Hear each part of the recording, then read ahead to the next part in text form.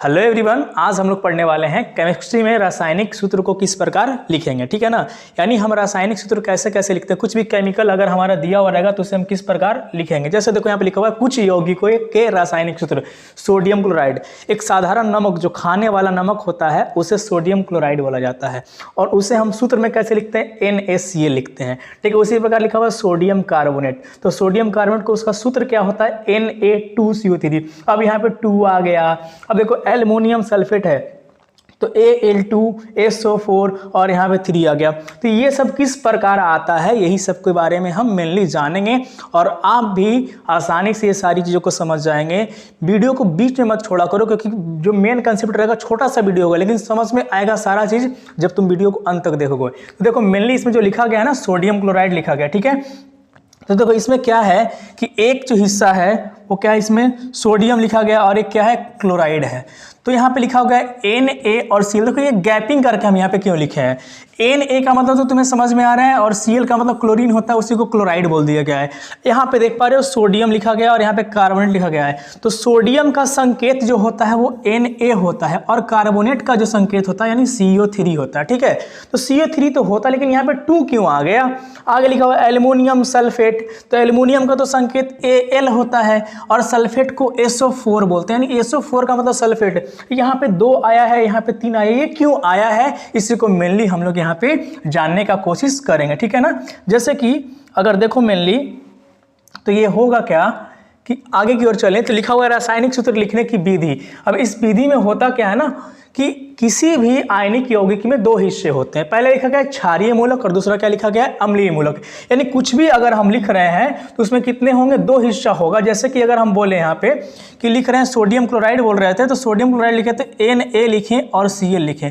तो एक हिस्सा है और एक दूसरा हिस्सा। ठीक है, अब ये जो हिस्सा है इसे हम लोग बोलते हैं क्षारीय मूलक और ये हिस्सा है इसे हम लोग बोलते हैं अम्लीय मूलक। ठीक है, अब क्षारीय मूलक अम्लीय मूलक क्यों बोलते हैं उसके पीछे का बात है। अगर इसमें तुम क्या करो ना, Na में अगर OH लगा दो तो ये क्या बन जाएगा, क्षार बन जाएगा। इतना ध्यान रखो बस। ठीक है ना, तो ये इसीलिए मान के चलो कि क्षारीय मूलक बोलते हैं। और यहाँ क्या कर दो, H लगा दो तो ये क्या बन जाएगा, अम्ल बन जाएगा। इसे मान के चलो अम्लीय मूलक। इलेक्ट्रॉन जो देते हैं उसे हम क्या बोलते हैं, क्षारीय मूलक। और अम्लीय मूलक किसे बोलते हैं, जो इलेक्ट्रॉन को ग्रहण करते हैं, इलेक्ट्रॉन को लेते हैं उसे हम क्या बोलते हैं, अम्लीय मूलक। ठीक है, तो यहाँ पे देखो कि लिखा गया क्षारीय मूलक और अम्लीय मूलक। देखो एक एग्जांपल लिखा गया जैसे कि सोडियम कार्बोनेट। अब सोडियम कार्बोनेट को हम आसानी से समझने की कोशिश करते हैं। सोडियम का जो संकेत होता है वो क्या होता है, Na होता है। ठीक है, लिख दिए।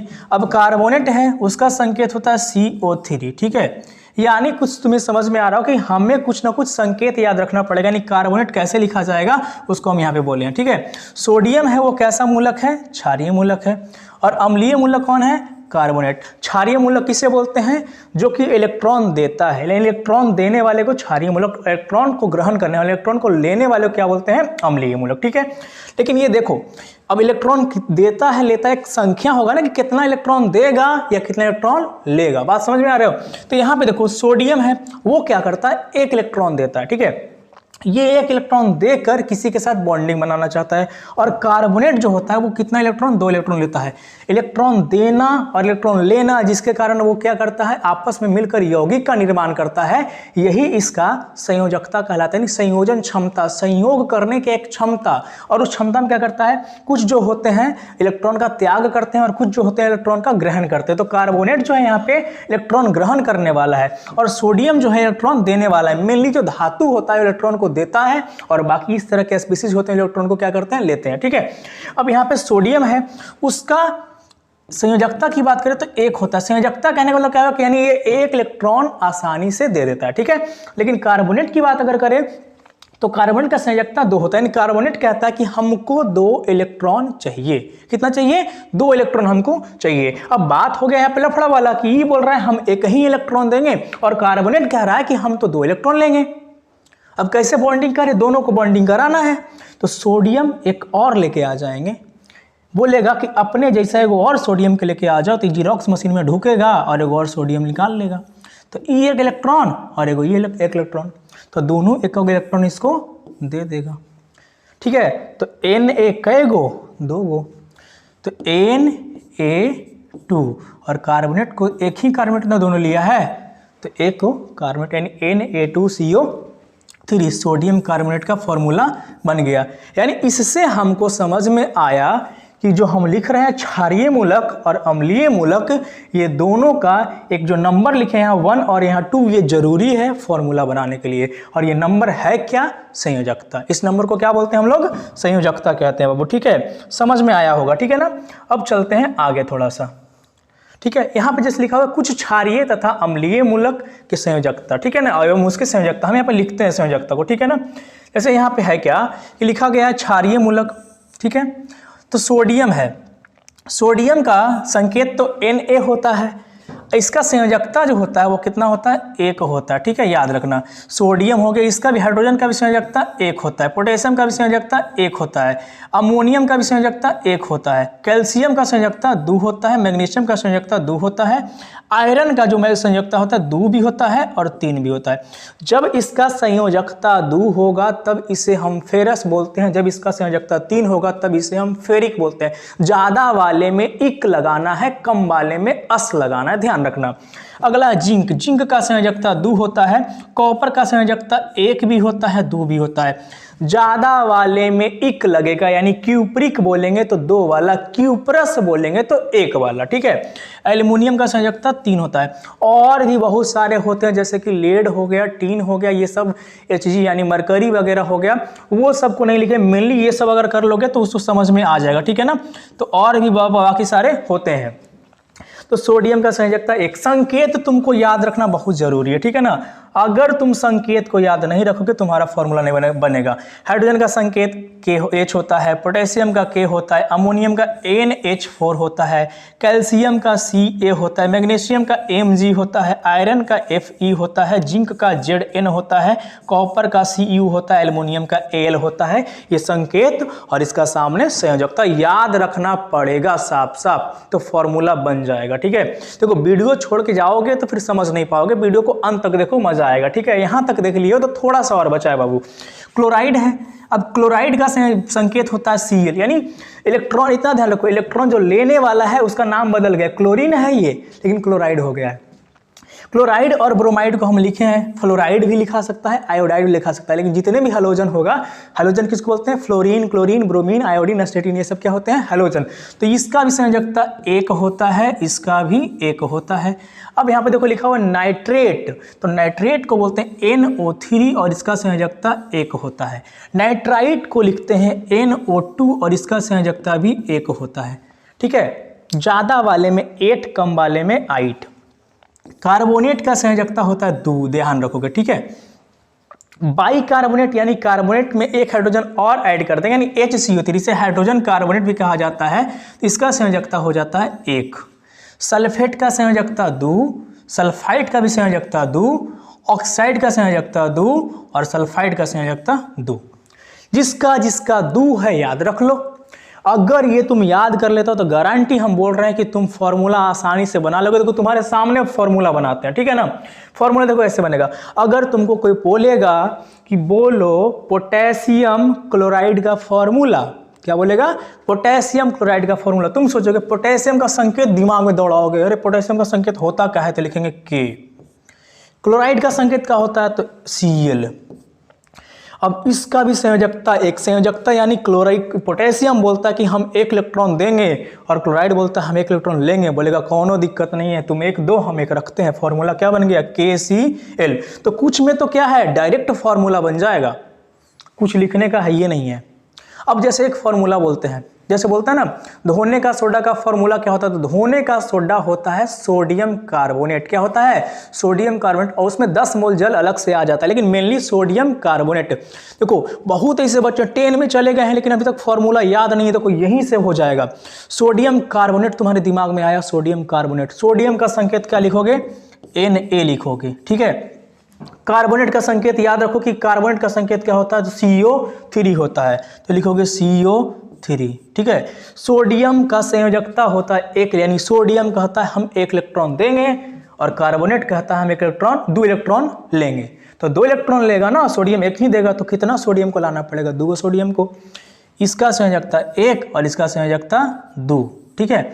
तो इसका संयोजकता 2, ये बोल रहा है हमको 2 चाहिए और सोडियम एक ही देने के लिए तैयार है, तो कौन 2 गो आएगा, सोडियम को 2 गो आना पड़ेगा ना, तो इसके पैर के नीचे लिख देंगे 2 Na2CO3। नहीं अगर समझ में आए ऐसे तो लिखोगे Na और लिखोगे CO3 और इसका 1 और इसका 2 को लेके आ जाओ यहाँ और 1 को ले चल जाओ यहाँ, तो बन गया Na2CO3।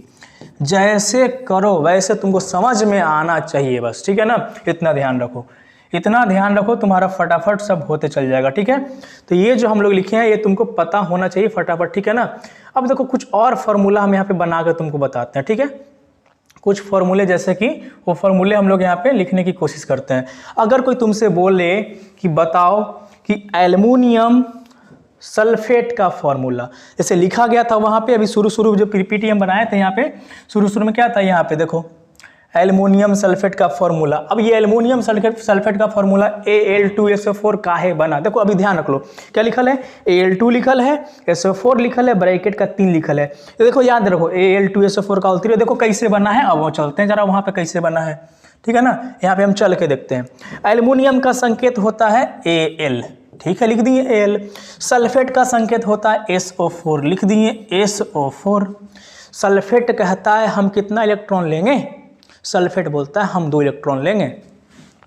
एल्युमिनियम कहता है हम 3 इलेक्ट्रॉन देंगे। अब 3 इलेक्ट्रॉन देना है, एक एल्युमिनियम और एक सल्फेट 2 इलेक्ट्रॉन लेगा, तो 3 और 2 का लफड़ा है, तो दोनों ऐसा करेगा कि अगर एल्युमिनियम 2 गो आ जाएगा तो 3 दूनी 6 बन जाएगा, और अगर सल्फेट 3 गो आएगा तो 2 तिया 6 बन जाएगा, क्योंकि 3 इलेक्ट्रॉन देगा तो 2 ये रखेगा ना, तो बोलेगा 3 की जगह 6 देते हैं, और 6 इसको लेने के लिए 3 को आना पड़ेगा, तो कितना हो जाएगा Al का 2SO4 का होल 3, ये 2 और SO4 का होल 3। और नहीं समझ में आया बाबू तो AlSO4 इसका संयोजकता 3, इसका संयोजकता 2 को यहाँ लाओ, 3 को यहाँ लेके जाओ, क्या बन गया Al2SO4 का होल 3, 3 को है ना SO4।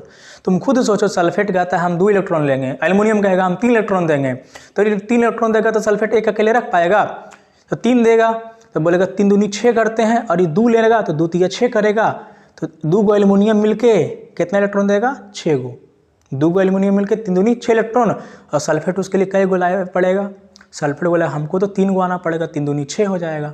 बात समझ रहे हो, कुछ भी फॉर्मूला बना सकते हो। अगर तुमको फॉर्मूला बनाना है मैग्नीशियम हाइड्रोक्साइड का, किसका फॉर्मूला बनाना है बाबू, मैग्नीशियम हाइड्रोक्साइड का फॉर्मूला बनाना है, तब कैसे बनाओगे, ठीक है। अब मैग्नीशियम हाइड्रोक्साइड का फॉर्मूला देखो, यहाँ पे हाइड्रोक्साइड नहीं लिखा हुआ है, ठीक है। मेन कुछ चीजें जैसे मान के लो हाइड्रोक्साइड छूट गया, उसको हम लिखने का कोशिश करते हैं। हाइड्रोक्साइड का होता है OH, ठीक है ना, याद रखोगे, क्या होता है हाइड्रोक्साइड का OH होता है, ठीक है। अब मैग्नीशियम, इसका भी संकेत जो होता है वो 1 होता है, और भी बहुत सारे, मतलब इस प्रकार से तुम अगर क्या करोगे ना, कहीं बुक में सर्च करो, एक रासायनिक भाषा किताब होता है उसमें सर्च करना, सब मिल जाएगा, ठीक है। तो OH, तो मैग्नीशियम का होता है Mg, इसका संयोजकता कितना लिखा हुआ है बाबू मैग्नीशियम का, इसका होता है 2, ठीक है। और हाइड्रोक्साइड है ये OH, इसका संयोजकता होता है 1।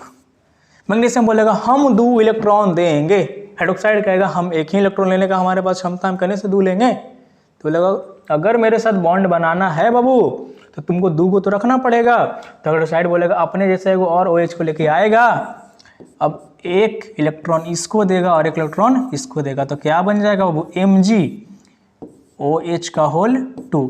मैग्नीशियम को इलेक्ट्रॉन देने से मतलब है 2 इलेक्ट्रॉन दिया, ये दोनों आपस में 1-1 रख लिया, क्योंकि इसका क्षमता था 1-1 के रखने का, तो इसका फॉर्मूला क्या बन गया MgOH का होल 2। अगर ऐसे बनाओगे तो Mg और यहाँ पे OH, इसका संयोजकता 2, इसका संयोजकता 1, 1 को लाओगे यहाँ, 2 को लाओगे यहाँ, तो होल का क्या हो जाएगा 2, क्योंकि दोनों यहाँ पे होगा।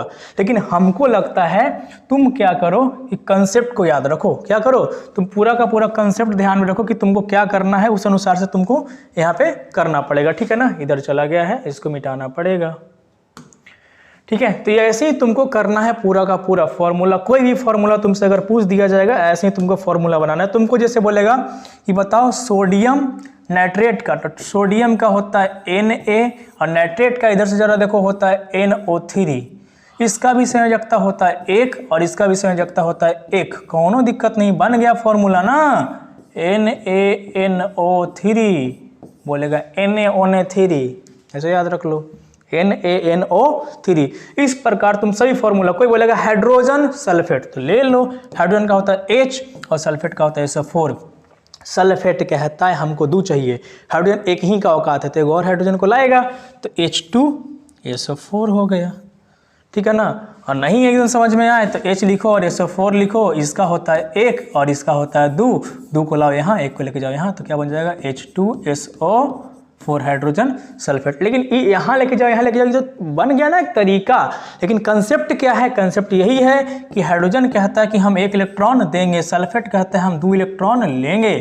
तो हाइड्रोजन का एक और हाइड्रोजन आएगा ना, तो एक और हाइड्रोजन आएगा तो H2 लिखाएगा, क्या लिखाएगा H2, एक हाइड्रोजन E और एक इलेक्ट्रॉन तो एक E देगा और एक E देगा तो मिलकर क्या हो गया H2 हुआ और SO4 हुआ। ऐसे ही फॉर्मूला बनता है। आई होप अगर ये वीडियो तुम्हें पसंद आया तो दबाकर लाइक करो और लोगों को शेयर करो, अगर चैनल पर नए हो तो चैनल को सब्सक्राइब करो। मिलेंगे अगले वीडियो में, तब तक के लिए धन्यवाद।